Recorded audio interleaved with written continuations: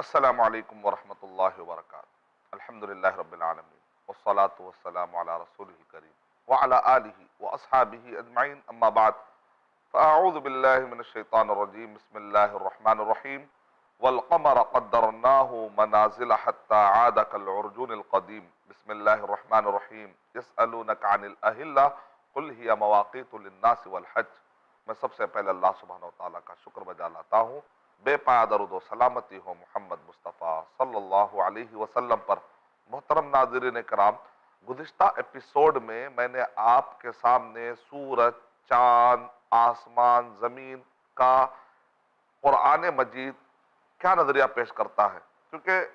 گزشتہ ایپیسوڈ میں نے آپ کو کم سے کم 3 بڑے بڑے جو اعتراضات کہیے یا غلط فہمیاں کہیے جو اسلام سے متعلق، قرآن مجید سے متعلق ہے،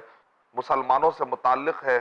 اس کے جوابات میں نے گزشتہ ایپیسوڈ میں دینے کی میں نے سعادت حاصل کی۔ جوابات دیے تھے کہ مسلمانوں کے جھنڈوں پر چاند اور سورج بہت زیادہ ہوتا ہے، تارے بہت زیادہ ہوتے ہیں۔ اس کا مطلب جیسے ٹرکی کا جب انہوں نے جھنڈا دیکھا، یا اسی طریقے سے ملیشیا کا جھنڈا دیکھا، اور اسی طریقے سے بہت سارے کنٹریز کا، تو یہ سمجھتے ہیں کہ شاید مسلمان چاند کی پوجا کرتے ہیں۔ تو بات ایسی نہیں ہے۔ گزشتہ ایپیسوڈ میں نے ڈیٹیل بتایا تھا کہ انسان اشرف المخلوقات ہے، اور اللہ تعالیٰ نے سورہ جاثیہ سورہ نمبر 45 کی آیت نمبر 13 میں اللہ نے ارشاد فرمایا وَسَخَّرَ لَكُم مَا فِي السَّمَاوَاتِ وَمَا فِي الْأَرْضِ جَمِيعًا مِّنْهُ، کہ آسمان اور زمین جو کچھ بھی ہے یہ سب تمہارے نوکر ہے، نوکر۔ پوری کائنات اے انسان تمہاری خدمت کے لیے ہے، اور تم اللہ کی عباد کے لیے۔ وَمَا خَلَقْتُ الْجِنَّ وَالْإِنسَ إِلَّا لِيَعْبُدُونَ۔ سورہ فصلت میں بھی اللہ تعالیٰ نے بتایا ہے چاند اور سورج کے بارے میں کہ یہ سب مخلوقات ہے، اور ان سب کا پیدا کرنے والا خالق اللہ سبحانہ وتعالیٰ ہے۔ سورہ فصلت سورہ نمبر 41 کی آیت نمبر 37، 38، 39 میں لا تسجدوا للشمس ولا للقمر واسجدوا للہ الذی خلقہن ان کنتم ایاہ تعبدون۔ سورج کی پوجا مت کرو، سورج کو سجدہ مت کرو، چاند کو سجدہ مت کرو، ان دونوں کو پیدا کرنے والے اللہ سبحانہ وتعالیٰ کو سجدہ کرو۔ یعنی کہ یہ کائنات کی جو مخلوقات ہے، بہت ہی کلیئر میسج ہے کہ یہ سارے مخلوقات جو ہے اس سے مبہوت ہو کر، گھبرا کر ان کے سامنے مت جھکو۔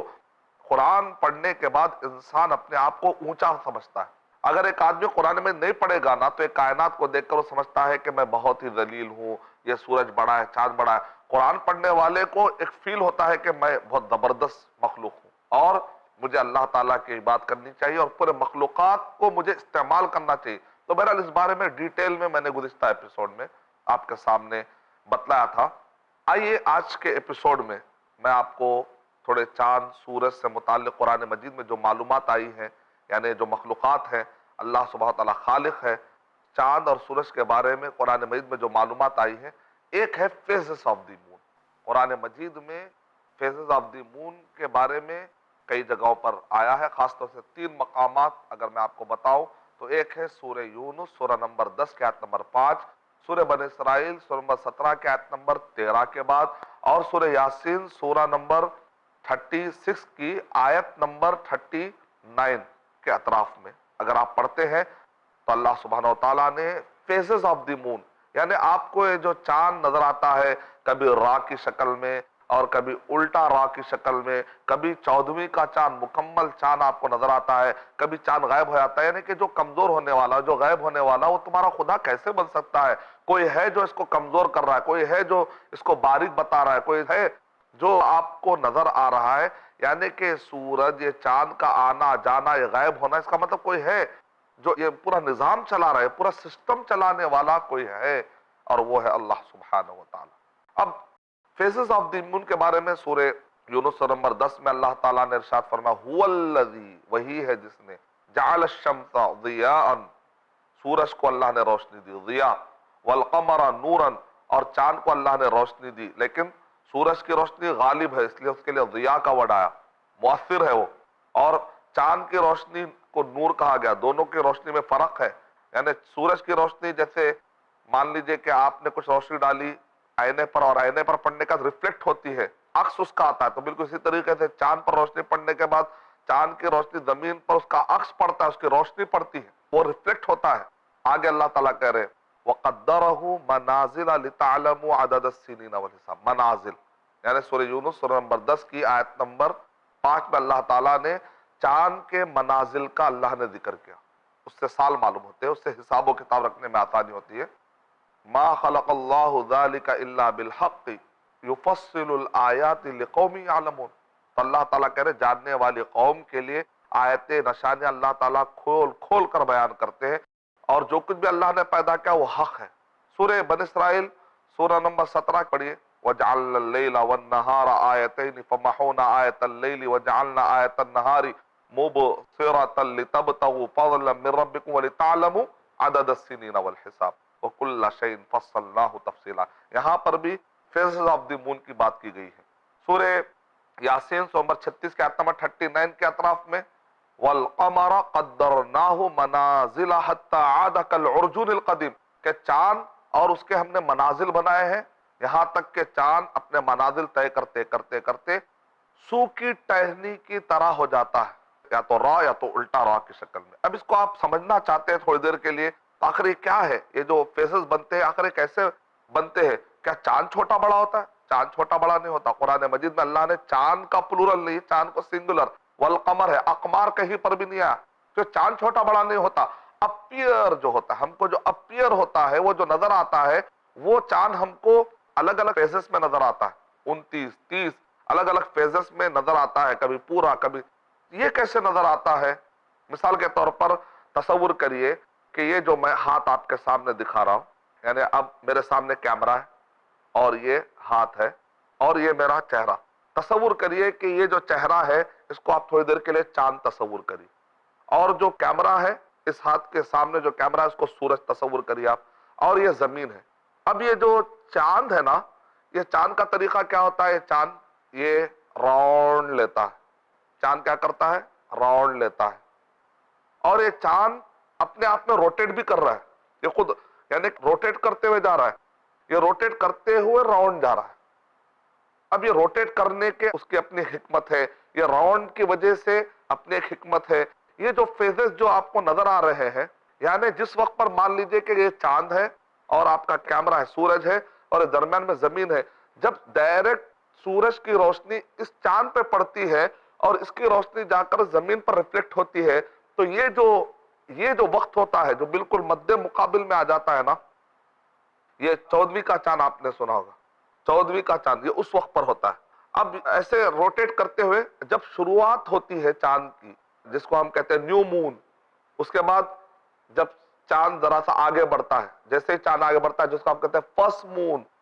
تو جس وقت پر یوں سمجھے کہ یہ زمین ہے اور یہ جو چاند ہے اس زمین کے ادھر سائیڈ ہے، تو سورج کی روشنی چاند پر جس شکل میں جس جگہ پر پڑ رہی ہے وہاں سے ریفلیکٹ ہو کر زمین پر آنے کا اب کوئی چانس نہیں ہے۔ تو نتیجے میں یا یوں سمجھیے کہ زمین،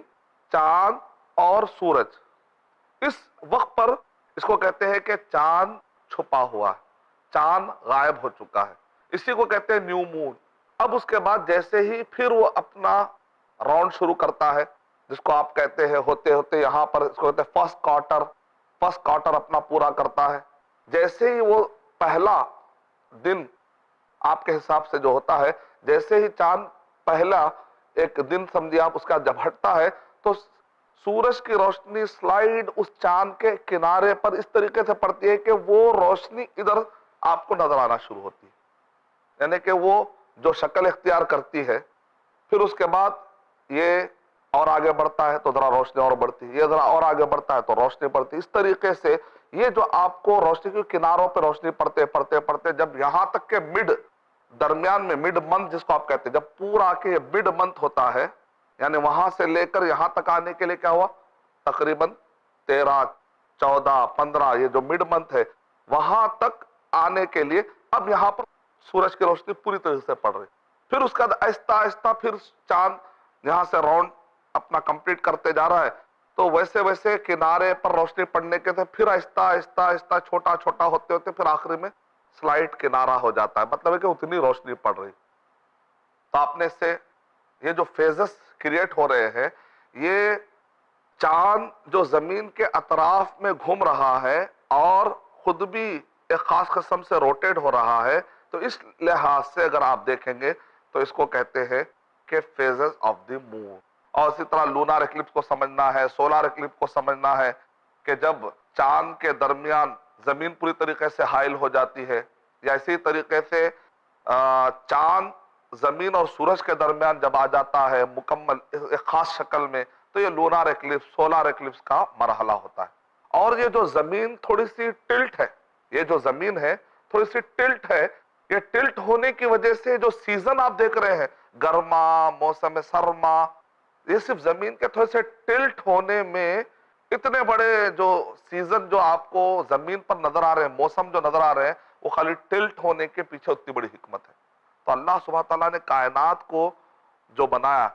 قرآن مجید میں اللہ تعالیٰ ارشاد فرما رہے الرحمن علم القرآن خلق الانسان علمہ البیان الشمس والقمر بحسبان والنجم والشجر يسجدان والسماء رفعها ووضع الميزان ألا تطغوا في الميزان وأقيموا الوزن بالقسط ولا تخسروا الميزان والأرض وضعها للأنام۔ اللہ تعالیٰ نے زمین کو مخلوقات کے لیے بنایا، اور یہ مخلوقات کے لیے موسم کا آنا جانا، یہ چاند اور یہ سورج، یہ سارا جو اللہ تعالیٰ نے نظام بنایا ہے نا، یہ زمین کو اللہ نے ایسا، اس پلانٹ کو، اس زمین کو ایسا اللہ تعالیٰ نے ہموار کیا ہے کہ انسان کے رہنے کے لیے، بود و باش کے لیے اللہ نے امکانیات پیدا کیے۔ تو بہرحال میری اس گفتگو کا خلاصہ یہ ہے کہ پورا جو نظام بنانے والا کوئی ہے، اور وہ ہے اللہ سبحانہ وتعالی۔ تو اسلامی عقیدے کے مطابق یہ ہے کہ پورے جو گیلیکسی، مثال طور پہ جیسے سمندر ہوتا ہے نا، سمندر میں کئی کشتیاں ہوتی ہیں نا، تو تصور یہ کریے کہ اسپیس سائنس کو جب آپ پڑھتے ہیں تو اسپیس میں بھی کئی گیلیکسیز ہے، جیسے کئی کشتیاں تیر رہی ہیں نا، تو ویسے کئی گیلیکسیز ہے تیر، اس میں سے ایک ہے ملکی وے گیلیکسی۔ اس ایک ملکی وے گیلیکسی میں کہا جاتا ہے کہ 200 ملین سے بھی زیادہ تارے ہیں، 45 سیٹلائٹ ہے، اور اس میں پہلے 9 پلانٹ کہتے تھے، اب ایک ختم کر کے کہہ رہے ہیں کہ اب 8 پلانٹ ہے، اس میں سے ایک زمین ہے، سورج، چاند، یعنی کہ ایک ملکی وے گیلیکسی کے اندر ایک کی تفصیلات ہمیں مل رہی ہے۔ ابھی اس سے کتنے گیلیکسیز ہیں؟ کہتے ہیں 100 بلین گیلیکسیز ہے، اور ابھی کئی گیلیکسیز ہو سکتے ہیں، یعنی کہ پہلے آسمان کی گفتگو چل رہی ہے۔ یہ پہلے آسمان میں اتنے گیلیکسیز کی گفتگو، ایک گیلیکسی کے اندر جو چھوٹا، کچھ یوں سمجھے کہ سورج چاند ہمارے لیے بہت بڑا نظر آ رہا ہے، ویسے کئی گیلیکسیز ہے، میں صرف ایک گیلیکسی کے اندر پائے جانے والے سورج، چاند اور زمین کا آپس میں جو ربط ہے خالی میں وہ بتا رہا ہوں۔ ان سب کو پیدا کرنے والا اللہ سبحانہ وتعالی، یہ جو نظام، یہ جو پورا سسٹم ہے، کل فی فلک یسبحون، ہر کوئی اپنے اپنے آربٹ میں سب تیر رہا ہے، حرکت میں ہے۔ اللہ سبحانہ وتعالی ان سب کو حرکت دیے ہوئے ہیں۔ اور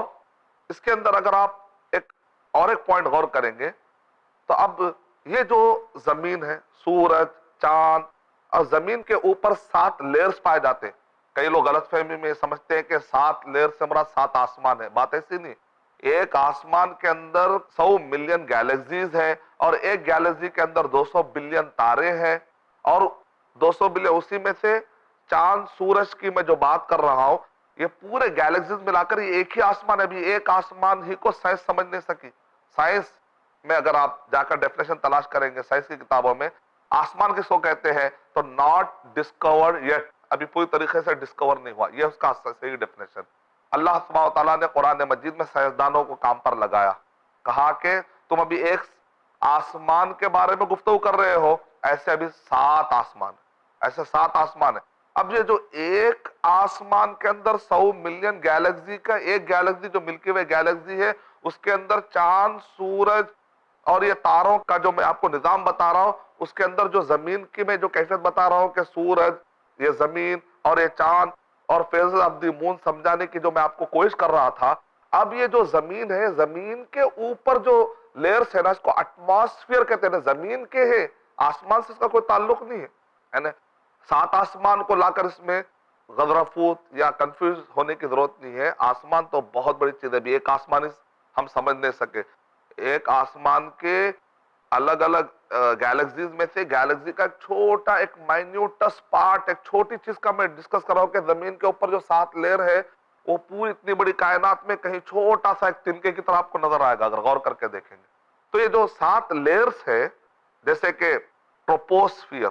जैसे जमीन से 15 किलोमीटर दूर ऊपर की तरफ जाएंगे तो इसको कहते हैं ट्रोपोस्फियर। उसके बाद की और एक लेयर आती है, उसको कहते हैं स्ट्राटोस्फियर। ये जो ट्रोपोस्फियर है, ये बादल का आना जाना, ये बारिश बनना, अल्लाह ताला ने आसमान के बारे में क्या कहा, वस्समाई ज़ातिर रज, ये आसमानों में अल्लाह ने एक ताकत दी है, वो है कि जो भी चीज जाती है तो वापस आती है।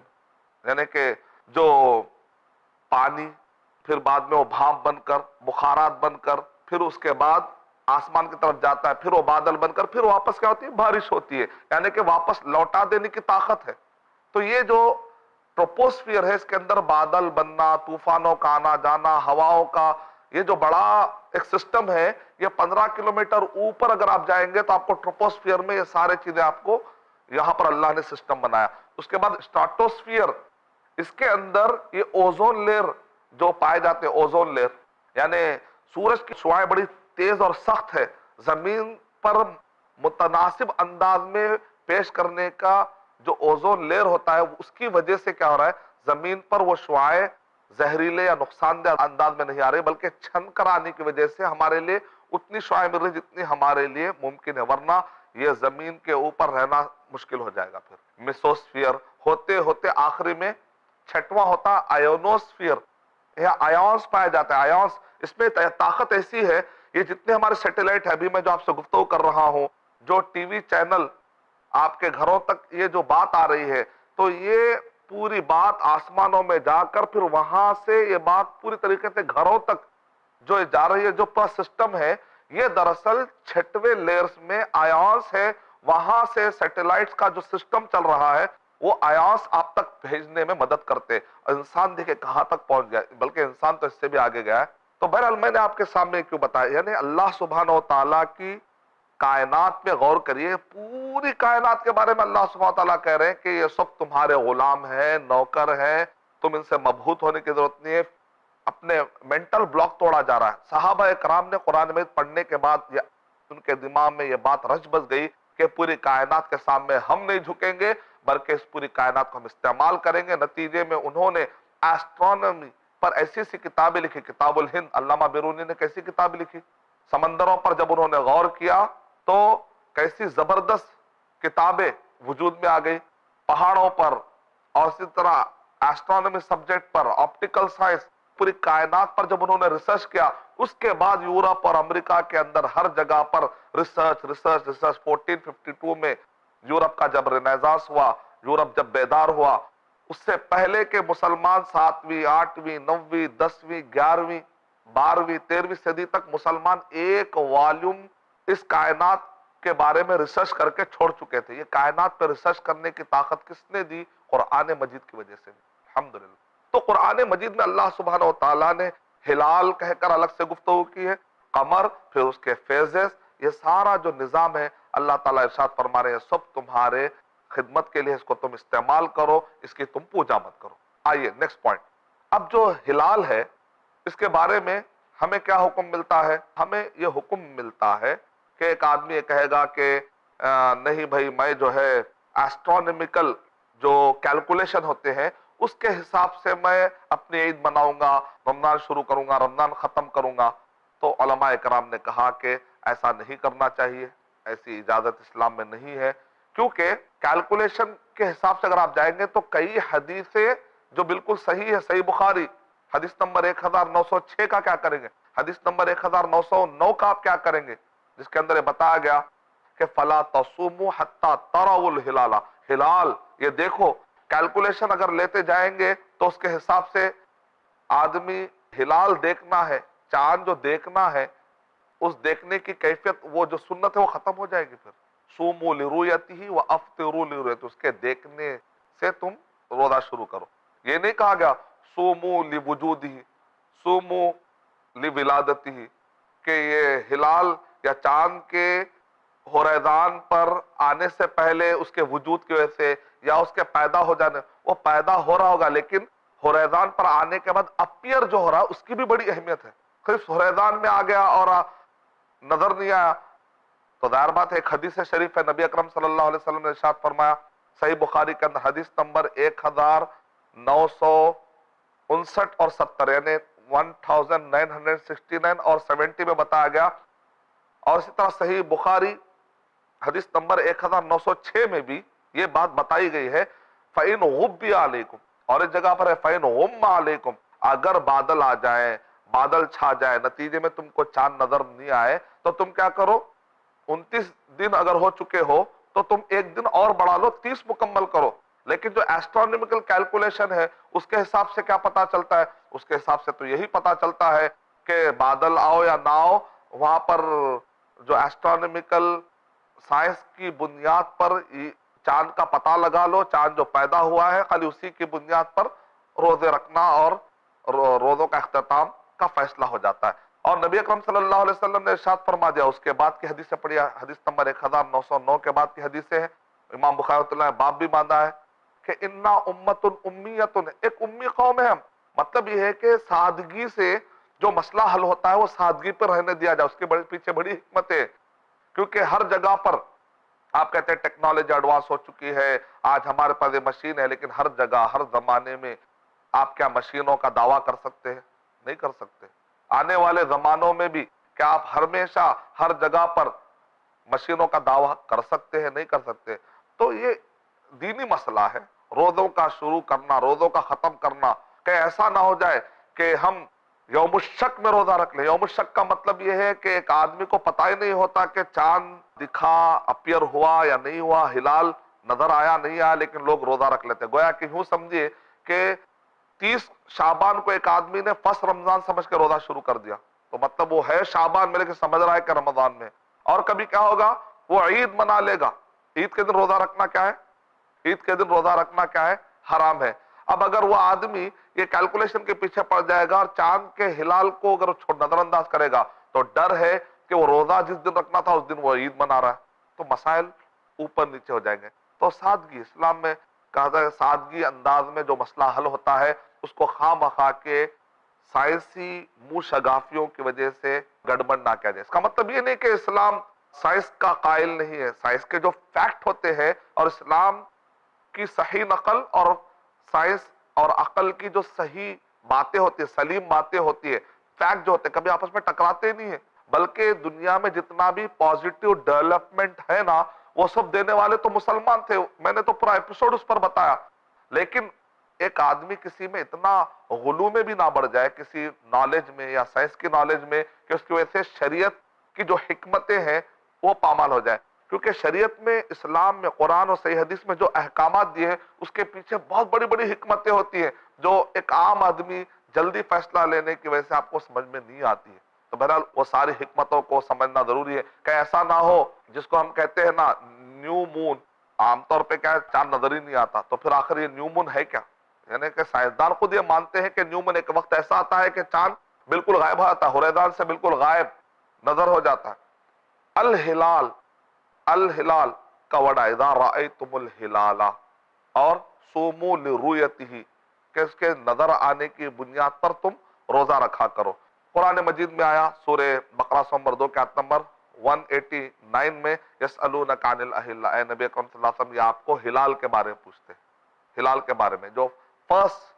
نائٹ یعنی پہلی مرتبہ مہینہ شروع ہوتے ہی فرسٹ مرتبہ جو آپ کو چاند نظر آتا ہے اس کو کہتے ہیں ہلال۔ تو اس کی بنیاد پر اگر آدمی فیصلہ لے رہا ہو تو یقیناً وہ فیصلہ بالکل صحیح ہے۔ اب سوال یہ ہے کہ ایک جگہ پر چاند نظر آ جاتا ہے تو پوری دنیا میں ہر جگہ پر وہی چاند کافی ہوگا کہ نہیں ہوگا؟ اس بارے میں فتاویٰ موجود ہے کہ کافی ہو جائے گا، لیکن کچھ ایسے بھی اوپینین پائے جاتے ہیں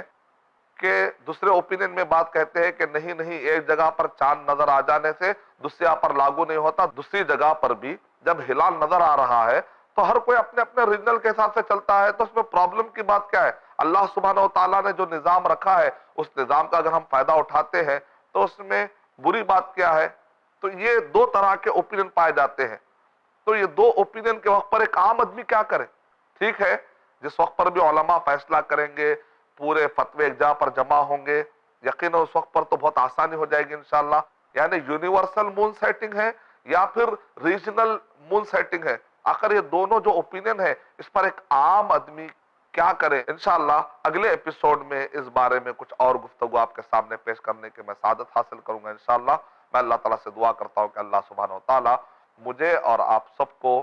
صحیح طور پر اسلام کو سمجھنے اور سمجھنے توفیق عطا فرمائے، آمین۔ وآخر دعوانا الحمدللہ رب العالمین۔ السلام علیکم ورحمۃ اللہ وبرکاتہ۔